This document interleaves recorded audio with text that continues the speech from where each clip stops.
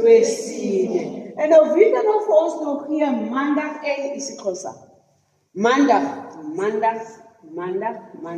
Yes, Mia? Maandag. Hoe sê ons maandag in isiXhosa? Onthou ek nou vir julle gesê, daar is ek moes vir julle gesê 5 dae van die week. Toe sê ek van 2 tot 5, hulle begin met ietsie, maar net maandag verskil bietjie aan ander dae. Yes? Baie mooi.